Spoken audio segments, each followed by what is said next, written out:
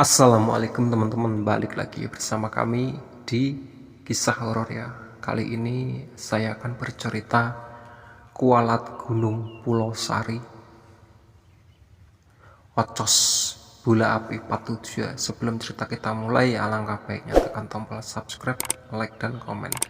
Dan jangan lupa aktifkan loncengnya agar kalian yang pertama mendapatkan notifikasi saat saya upload video terbaru. Oke.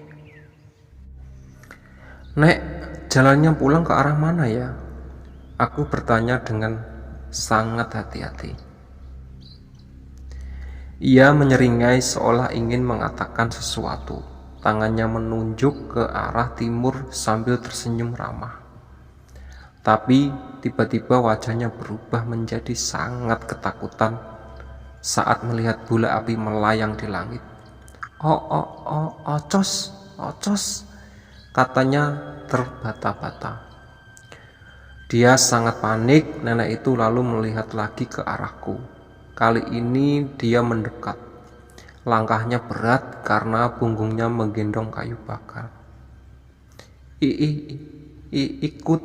Ikuti Ocos, dia selalu terbata-bata.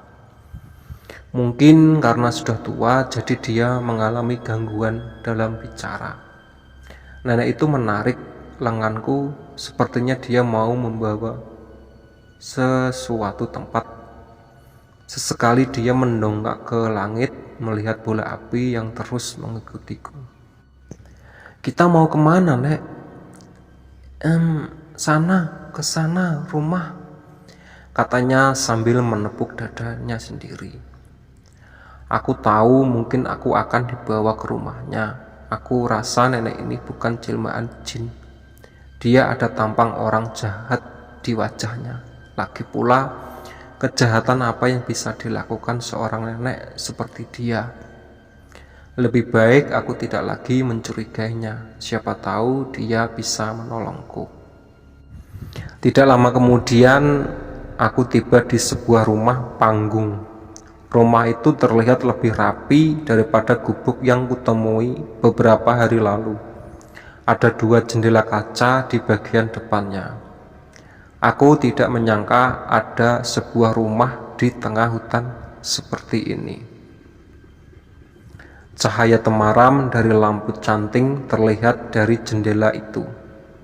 Si nenek mengetuk pintu tersebut, terdengar deritan langkah kaki mendekat. Gagang pintu bergerak, pintu pun dibuka. Seorang lelaki tua mengenakan jaket hitam dan sarung berdiri di hadapanku. Siapa ini? Tanya kakek itu sambil menunjuk ke wajahku. Orangnya nyasar, kata si nenek. Ngapain bawa orang nyasar ke sini, Sapinah? Kakek itu terlihat kesal. Si nenek menunjuk ke langit. Ocos, ada tuh. Si kakek mendongak ke langit. Sontak saja dia terkejut saat melihat bola api mengambang di atas sana. Ayo cepat masuk, pinta si kakek. Aku dan nenek buru-buru masuk ke dalam rumah. Kayu bakar diletakkan begitu saja di halaman rumah. Pintu dikunci rapat, tirai jendela ditutup. Aku bawa masuk ke dalam kamar si kakek. Kamar itu bau tembakau kering. Mungkin si kakek menyimpan tembakau di kamarnya. Ada lampu canting yang digantung di dinding bilik. Namaku Abah Sarta dan ini istriku Sapinah. Apa yang terjadi sampai-sampai kamu bisa diikuti Ocos? Namaku Ori, Mbah. Awalnya aku dan 3 orang temanku mau berkemah di kawah gunung. Tapi di perjalanan satu persatu temanku hilang. Mereka semua digondol jin. Abah Sarta menggelengkan kepala. Apa kesalahan kalian? Teman saya mengotori Curug Putri dengan darah menstruasinya, kataku. Abah Sarta terlihat sangat terkejut mendengar penjelasanku. Gawat itu, gawat. Kamu tahu, sudah berpuluh-puluh tahun Pulau Sari aman dan tidak ada korban jiwa satupun. Gara-gara temanmu bisa jadi para pendaki lain juga ikut celaka. Abah Sarta marah, urat lehernya sampai menonjol. Apa yang harus aku lakukan, Mbah? Sulit, ini sulit, ia menoleh pada si nenek. Antara aku pulang saja, Mbah, tolong aku. Kamu tidak bisa pulang, katanya sambil menatapku dengan tatapan cemas. Kenapa, Mbah? Karena kamu sudah menjadi milik mereka. Mereka? Aku mengerutkan dahi. Iya, para jin penghuni gunung ini. Perkataan Abah Sarta membuatku sangat terkejut. Tapi, kata Pak Jaro, aku dan teman-temanku masih bisa diselamatkan. Dia bohong, tidak ada yang bisa selamat dari kualat gunung Pulau Sari. Dia pasti sengaja menyerahkan kalian pada jin gunung ini agar pendaki yang lain bisa selamat. Itu kesalahan kalian dan kalian yang harus tanggung jawab sendiri akibatnya, tambahnya. Aku tertunduk lesu, jujur aku tidak mau mati di gunung ini, tapi ku sadari air mataku menetes. Aku menangis karena takut masih banyak hal yang ingin aku lakukan dan aku tidak mau mati konyol seperti ini. Sudah, jangan nangis, Abah Sarta menepuk pundakku. Tolong antarkan aku pulang, Mbah, aku mohon. Dari jendela kamar muncul bayangan bola api melintas. Dia benar-benar mengincarku. Abah Sarta dan istrinya terkejut, mereka bergedik ngeri saat menyaksikan bola api itu melintas di jendela kamar mereka. Kamu harus pergi dari sini sekarang, Abah Sarta mengusirku. Jangan, si nenek memegang pundakku. Dia sepertinya akan membelaku. Nginep di sini ya nginep. Dia mengelus rambutku. Bahaya Sapinah, kita bisa mati dibunuh Ocos, Abah Sarta membentak. Dia membuka pintu kamar. Dia lalu menyuruhku pergi dari rumahnya.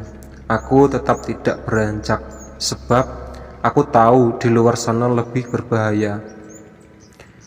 Bah, boleh aku nginep dulu di sini? Aku merapatkan kedua telapak tangan memohon padanya. Abah Sarta tampaknya luluh. Dia menghembuskan nafas berat. Satu malam saja, besok pagi kamu harus pergi dari sini. Akhirnya Abah Sarta berbaik hati mengizinkanku menginap di rumahnya.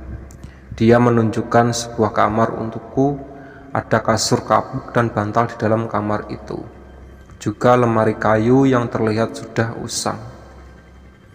Aku menutup pintu kamar, ku lepas tas ranselku lalu membaringkan diri di atas kasur. Cahaya lampu jenting temaram menyinari kamar membuatku cepat ngantuk. Di luar bola api itu masih menungguku. Aku tidak tahu apa yang akan terjadi padaku besok. Apakah aku akan tetap hidup atau mati seperti LD atau dibawa jin seperti Mira, atau malah berubah menjadi aneh seperti Ricky. Aku mungkin akan hilang selamanya di gunung ini. Malam semakin jatuh. Tengah malam aku terbangun. Banyak sekali nyamuk yang mengganggu tidurku. Ku dengar suara Abah Sarta seperti sedang bicara dengan seorang di ruang tengah. Jelas sekali kalau lawan bicaranya itu bukanlah istrinya. Itu terdengar seperti suara perempuan yang masih muda. Karena penasaran, pelan-pelan aku mengintipnya dari celah lubang dinding bilik.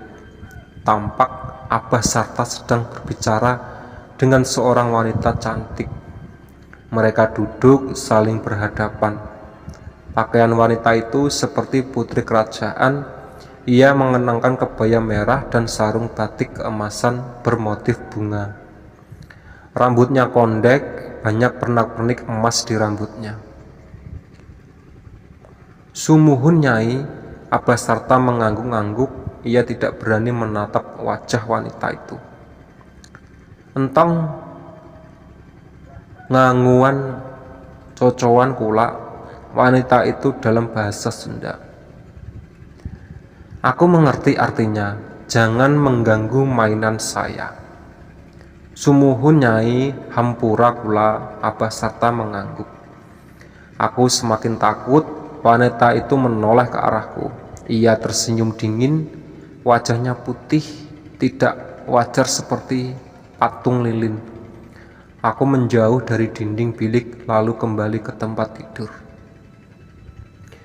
Tidak lama kemudian pintu diketuk tanpa suara memanggil. Aku pura-pura tidak dengar. Pintu kamar terus diketuk semakin keras. Tiba-tiba ada cahaya api yang terpancar dari jendela. Ocos itu muncul lagi. Kali ini dia melayang tenang di jendela kamar. Kuperlihatkan bola api itu ternyata mempunyai dua mata seperti manusia. Ia melirik ke arahku dengan tatapan datar. Malam terasa panjang dan mengerikan. Oke ya, itu tadi cerita dari Kualat Gunung Pulau Sari, Ocos Bola Api Part 7 ya. Sebelum cerita aku tutup, alangkah baiknya tekan tombol subscribe, like dan komen.